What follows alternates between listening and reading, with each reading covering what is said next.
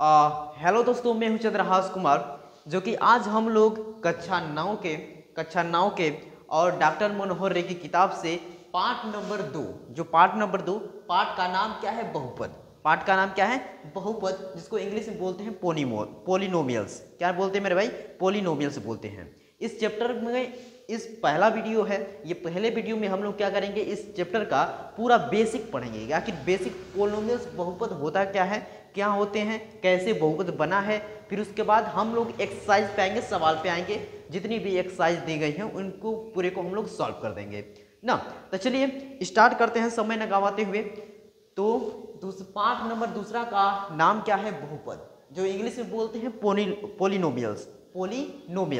देखिए मेरे भाई, बहुपद, तो बहुपद देखिए, बहुपद का दो हिस्सों में बांटे हैं शब्द को। ये है एक बहु प्लस पद, बहु और पद से बना है बहुपद। क्या बना है? बहुपद बना है ना। तो अब देखिए, ये बहु का मतलब क्या होता है? बहुपद का मतलब ये बहु हो गया, ये पद हो गया। और इंग्लिश में तोड़ेंगे हम तो ये पोली, बहु को ही बोलेंगे पोली, और ये पद है तो इसको नोमियल्स, पद को ही बोलेंगे नोमियल्स ना। हमने पहले सजा के लिख दिया है कि ताकि लिखने में दिक्कत ना हो, क्यों समझाना रहे अच्छे से आपको, ताकि समझ में आ जाए ना मेरे भाई।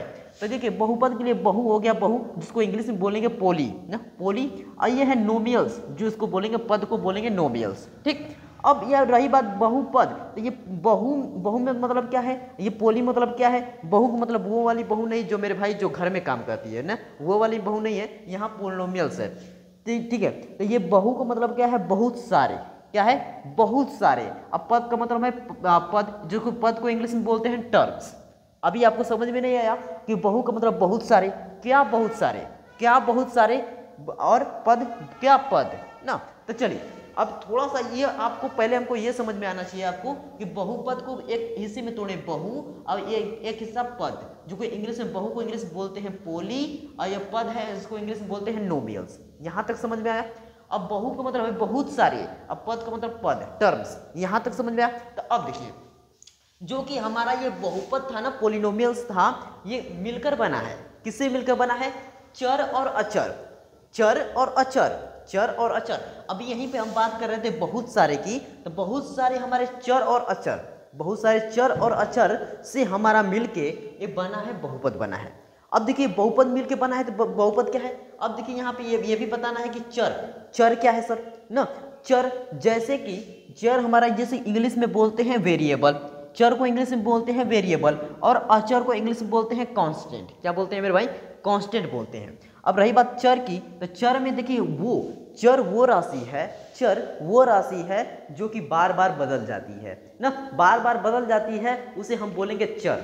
जैसे फॉर एग्जांपल में एक्स, वाई, जेड और ए बी सी डी के अल्फ़ाबेट के जितने भी लेटर हैं ना, वो सब क्या हो जाएंगे?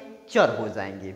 जिसकी मान बदल जाती है उसे हम बोलते हैं चर, उसको इंग्लिश में बोलते हैं वेरिएबल। यहाँ तक बात समझ में आई?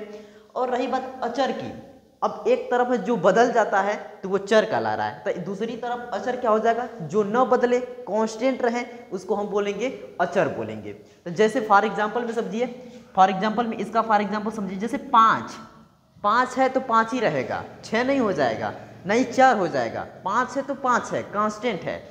अब जैसे 5 कर दिए, 19 कर दिए, उससे पहले और दे दे कोई, पाई का यहाँ पे कर सकते हैं कि यहाँ पे पाई का वैल्यू भी दे दे ना। ये सब भी क्या है? अचर राशि है। क्या है? अचर राशि है।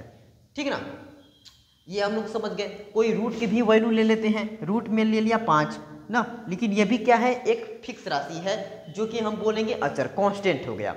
यहाँ तक समझ गए मेरे भाई? तो यहाँ तक समझ गए तो छोटी छोटी एक डिफिनेशन हम इसको बता देते हैं, यहाँ पे लिख के दिखा देते हैं, ताकि आप नोट्स बना रहे हैं तो नोट्स में बढ़िया से लिख लीजिए। अभी तक के लिए 2 मिनट में बहुपद को आपने समझ गया, बहुपद को तोड़ दिया, इसका इंग्लिश मीनिंग क्या होता है, आखिर क्या होता है चर और क्या होता है अचर, ये सब समझ गए। तो अब इसका थोड़ा थोड़ा डिफिनेशन आप लिख लीजिए। दोस्तों देखिए, अब इससे पहले हम बहुपद की छोटी छोटी जानकारी बता चुके हैं, तो अब आगे बढ़ते हम लोग। चर को बोलते हैं इंग्लिश में वेरिएबल, और अचर को इंग्लिश में बोलते हैं कांस्टेंट। ठीक ना, तो इसे चर का परिभाषा देख लीजिए, अपने कॉपी नोट्स पे बना रहे हैं तो नोट्स को लिख लीजिए, इसलिए हमने लिख के लाया। तो अभी आपको बताएं चर की परिभाषा क्या है। जिस राशि का मान गणितीय प्रक्रियाओं में बदलता रहता है, उसको हम लोग क्या बोलते हैं, चर बोलते हैं, वेरिएबल बोलते हैं। जैसे में क्या, एक्स वाई जेड और कमा ए बी सी, ये सब क्या हो गए, अचर हो गए। क्योंकि देखते हैं ना, मैथ में सॉल्व करते हैं तो एक्स का वैल्यू को 5, कभी 6, कभी 10, कभी ये बदलता रहता है, कभी हाँ ये फिक्स नहीं रहता है, तो इसके लिए हम बोलते हैं ये चर है। अब देखिए, अब रही बात अचर की, कांस्टेंट की, तो कांस्टेंट की परिभाषा देख लीजिए, जिसका मान नियत रहता है, जिसका मान नियत रहता है और नियत रहता है, स्थिति के अनुसार वो बदलता नहीं, कैसे भी स्थिति आ जाए, वो 5 है तो 5 ही रहेगा, 6 नहीं हो जाएगा, 7 नहीं हो जाएगा, बदलेगा नहीं, तो वो हमारा क्या है, कांस्टेंट है, अचर है। बात समझे। एग्जाम्पल में 5 लिखा, 8 लिखा, 2.5 लिखा, दशमलव की भी संख्या क्या है, फिक्स रहती है, बढ़ती नहीं है, ठीक। अब उसके बाद डॉट डॉट डॉट, रूट भी संख्या है तो रूट की भी संख्या क्या होगी, फिक्स होगी, कांस्टेंट होगी, अचर होगी। पाई का वैल्यू है वो भी, और खुद पाई ये भी क्या हो जाएगा, अचर ही रहेगा। बात समझे। तो यहाँ तक समझ गए, तो हम और आगे बढ़ाते हैं वीडियो को आगे और देखते हैं कि आगे हमारा क्या है कि बीजीय व्यंजक ना, बीजीय व्यंजक जिसको एल्जेब्रिक एक्सप्रेशन बोलते हैं, एल्जेब्रिक एक्सप्रेशन बोलते हैं, ठीक ना। अब देखिए इसका डिफिनीशन क्या है, क्या क्या होता है बीजीय व्यंजक, इसका डिफिनीशन पहले देख लेते हैं कि बीजीय व्यंजक वो व्यंजक होते हैं जो गणितीय संक्रियाओं के साथ चर और स्थिरांक किससे बने होते हैं, चर और स्थिरांक के साथ बने होते हैं। स्थिरांक बोल सकते हैं ये स्थिरांक, और बोल सकते हैं ये कांस्टेंट जो होता है अचर, चर और अचर, यहाँ अचर भी हो जाएगा, चर और अचर स्थिरांक से भी मिलकर बने होते हैं। अब देखिए फॉर एग्जांपल जैसे कैसे कर सकते हैं कि 3x प्लस का 5y माइनस का 9, ये एक बीजीय व्यंजक है। कैसे, ये 3 देखिए ये कांस्टेंट है, ये यहाँ पे क्या है x, यहाँ पे चर है, तो ये अचर के साथ चर जुड़ा है ना। ये हमारी गणितीय संक्रिया है, ये क्या है, प्लस माइनस, जो कि ये क्या है, गणितीय संक्रिया है। यहाँ लिख देंगे गणितीय संक्रिया, ये गणितीय संक्रिया हम लोग की है, जो कि प्लस माइनस गुणा भाग जो भी हो गणितीय संक्रिया है। हमारा ये बीजीय व्यंजक जो भी कोई राशि है, कांस्टेंट राशि जिसे हम बोलते हैं अचर और चर दोनों मिलाकर, और साथ में हमारा प्लस माइनस ये भी रहे, प्लस माइनस गणितीय संक्रिया भी रहे ना, तब हम उसको हम कह सकते हैं ये क्या है, बीजीय व्यंजक है। क्या है, बीजीय व्यंजक है। एक और एग्जांपल देखिए, जैसे 5x प्लस का 7, ये क्या है, हमारा बीजीय व्यंजक है। अगर हम इसके देखिए 5, तो 5 मेरा क्या है, अचर है, x क्या है, चर है, दोनों अगर मिला दिए तो एक बनता है पद, चर और अचर ये मिलाकर बनाते थे पद, ये पद और ये पद अलग से पद है, इन दोनों को जोड़ने का काम क्या कर रहा है, गणितीय संक्रिया कर रही है। तो इन सबको पूरे मिलाकर हम क्या कर सकते हैं कि ये बीजीय व्यंजक हो गया। क्या हो गया मेरे भाई, बीजीय व्यंजक हो गया। इधर भी देख सकते हैं कि 3x प्लस का 2 है, 3x प्लस का 2 ये भी बीजीय व्यंजक है, 8y माइनस का 6x प्लस का 2 ये भी बीजीय व्यंजक है, ठीक ना। ऐसे एग्जाम्पल है जो भी इसको समझ सकते हैं। स्क्रीनशॉट जल्दी से इसका ले लीजिए, स्क्रीनशॉट। आगे और बताते हैं बेसिक। चलिए दोस्तों बहुपद में और आगे देखते हैं। आगे में हम बहुपद का अब इस बार डिफिनीशन लेकर आए हैं, तो ये डिफिनीशन पढ़ लेते हैं, आखिर होता क्या है और कौन से हैं वो बहुपद नहीं होते हैं उनको हम बता देंगे। देखिए ऐसे बीजीय व्यंजक अभी बीजीय व्यंजक बताएं आपको, ऐसा बीजीय व्यंजक जिसमें चर की घात सदैव पूर्ण संख्या हो, क्या हो, सदैव पूर्ण संख्या हो, वह बहुपद होता है। क्या होता है, वह बहुपद होता है। तो बहुपद होने के लिए 2-3 चीज बात हमको जरूरी होती है, वो हमें जानना चाहिए। देखिए कौन कौन। पहली बात, x की घात, जो चर है, x मतलब चर की घात, x की घात हमेशा पूर्ण संख्या हो। क्या हो, हमेशा पूर्ण संख्या का मतलब समझ रहे हैं आप। पूर्ण संख्या का मतलब यहाँ पे हम लिख देते हैं, यहाँ पे देखिए जैसे कि 0, 1, 2, 3 डॉट डॉट डॉट डॉट अनंत तक, तो ये हमारी क्या हो गई, ये पूर्ण संख्या है। तो इसकी घात, अगर x की घात यहाँ पे लिख देते हैं x की घात, जैसे 0 भी लगा दिया तो ये भी हमारा है बहुपद में है, तो यहाँ पे 0। अब यहाँ पे देखिए 1 है, x की घात 1 होना चाहिए, x की घात 2 होना चाहिए, x की घात 3, कुछ भी होना चाहिए, लेकिन हमारा क्या होना चाहिए, पूर्ण संख्या होना चाहिए, पहली बात। ठीक, अब दूसरी बात, x की घात हमेशा हमेशा धनात्मक हो, x की घात हमेशा धनात्मक हो, धनात्मक रहनी चाहिए, तभी हमारा पूर्ण संख्या होगी। धनात्मक मतलब प्लस, ठीक है ना। अब तीसरी बात, x की घात भिन्न में न हो, भिन्न में न हो मतलब देखिए कैसे, यहाँ x लिख दिए, यहाँ पे लिख दिए 5/4, 5/4 लिख दिए, 5 देखिए x के पावर क्या लिख दिए 5/4, तो ये 5/4 लिख देंगे ना, तो ये भी हमारा क्या हो जाएगा कि बहुपद नहीं होगा, ठीक ना, ये इसमें नहीं होना चाहिए, जैसे ये बटा में है तो ये बटा में नहीं होना चाहिए। बात समझ गए, तो ये हमारा ये बात पूरा कंप्लीट हुआ। 1 2 3 स्टेप से हमें समझ जाना है कि बहुपद है कि नहीं है।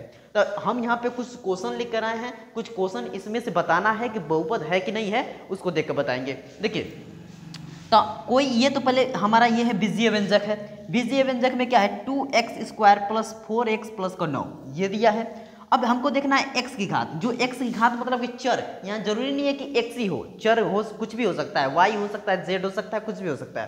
तो यहाँ x की घात देखिए 2 एक पूर्ण वर्ग, पूर्ण संख्या है, क्या है पूर्ण संख्या है, 2 एक क्या है पूर्ण संख्या है, तो ये हमारा क्या हो गया, एक बहुपद हो गया। यहाँ x की घात 1 है, 1 भी एक बहुपद है ना, एक भी क्या है बहुपद है, तो ये हमारा क्या हो जाएगा, ये पूरा बहुपद हो जाएगा, पूरी संख्या।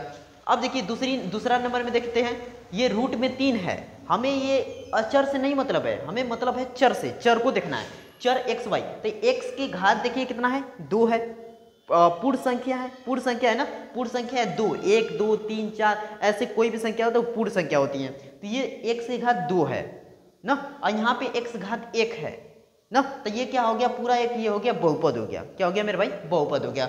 अब तीसरे नंबर में देखेंगे, ये देखिए यहाँ पे 2 है, 2 अचर है, x चर है, तो चर पे ये क्या लग गया, रूट लग गया। जब रूट लग जाता है तो रूट को हटा के क्या लिखते हैं, देखिए यहाँ बता देते हैं हम इसको, 2 रूट में x है ना, x है, तो इसको रूट को हटाते हैं हम लोग, तो x के पावर कितना हो जाता है, 1/2 हो जाता है, 1/2 हो जाता है, 1/2 + 9, तो 1/2 को ना ये किस में आ गया, देखिए x की घात भिन्न में ना हो, ये भिन्न में आ गई ना, ये आ गई भिन्न में आ गई, तो ये हमारा भिन्न में आ गई, तो ये भी हमारा बहुपद नहीं होगा, ये भी हमारा बहुपद नहीं होगा, ठीक ना, बात समझे। अब देखिए तीसरे नंबर में देखते हैं, तीसरे नंबर में x³ माइनस का y के पावर कितना है, -2 है, प्लस 7xy है, तो ये बहुपद है कि नहीं बहुपद है। ये देखिए हमारा x की घात जो है वो क्या होनी चाहिए, धनात्मक होना चाहिए, हमेशा धनात्मक होना चाहिए। तो यहाँ पे जो x हो चाहे y हो चर, इसमें इसकी घात क्या हो गई, माइनस में हो गई, तो माइनस में हो गई, तो ये हमारा क्या हो गया, बहुपद नहीं है। अगर उम्मीद करते हैं मेरे भाई ये आपको पूरी एग्जाम्पल के थ्रू पूरा समझ में आ गया होगा।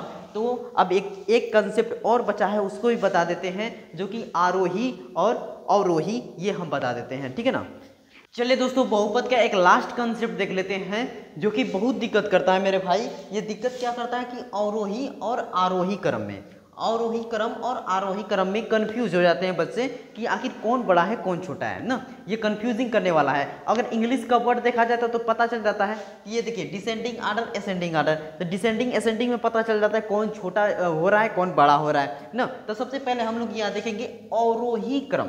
अवरोही क्रम को याद करने का ट्रिक कैसे रहेगा, कैसे आप पकड़ लेंगे कि यहाँ पे क्या होगा कि बड़े से छोटे घटते हुए जाना है, डिसेंडिंग आर्डर होता है। देखिए कैसे, अब इसी वर्ड जो वो शब्द है ना, यही शब्द, इसी शब्द से हमने एक ट्रिक बनाया है छोटा सा, अवरोही, अवरोही, अवरोही, औ से याद करना है अब, क्या रखना है, ओ से याद करना है अब, और रोही से याद करना है रोहित।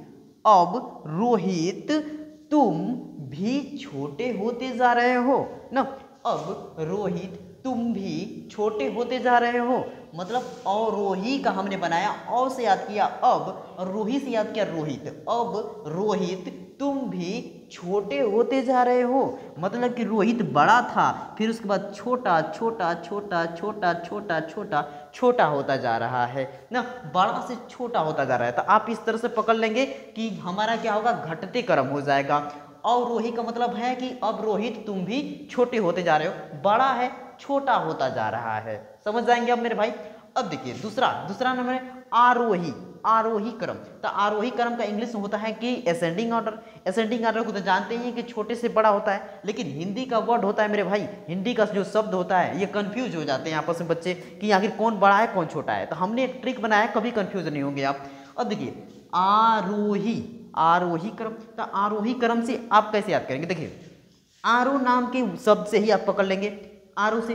अब आरो, आरो से यहाँ देखिए आरो, आरो आरो, अब आरो ही, अब यहाँ आरो ही, आरो का पानी ही, आरो का पानी ही, देखिए अब आरो का पानी ही, आरो हमने यहां से लिया, ही यहां लिया, आरो का पानी ही तुम्हें छोटे से बड़ा करेगा। क्या करेगा, आरो का, अब आरो का पानी ही तुम्हें छोटे से बड़ा करेगा। तो छोटे से बड़ा मतलब नीचे से बढ़ता जाएगा, बढ़ता जाएगा। तो यहाँ छोटे से बढ़ता जाएगा तो उसको हम बोलते हैं असेंडिंग ऑर्डर। अब पकड़ लेंगे आप लोग। अब आरोही से मतलब समझ जाएंगे, आरो का ही पानी तुम्हें अब छोटे से बड़ा करेगा, तो छोटा से बड़ा होता जाएगा, तो असेंडिंग ऑर्डर। अब यही रही था, यहाँ पे था अवरोही, अवरोही। अब रोहित तुम क्या छोटे होते जा रहे हो, तो बड़ा होगा तो छोटा होता जा रहा है, ठीक ना मेरे भाई, पकड़ लिए होंगे। अब ये सब तो हम एक्सरसाइज अब चालू करेंगे। बेसिक हुआ पूरा कंप्लीट, ए टू जेड हमने दूसरा पार्ट का बेसिक कंप्लीट कर दिया है। अब इसके बाद हम लोग एक्सरसाइज को चालू करेंगे। तब यहाँ तक वीडियो पसंद आई हो, अगर चैनल पे नए हो तो चैनल को सब्सक्राइब कीजिएगा, और वीडियो पसंद आई हो तो वीडियो को लाइक कीजिएगा। धन्यवाद। रोक दो जी।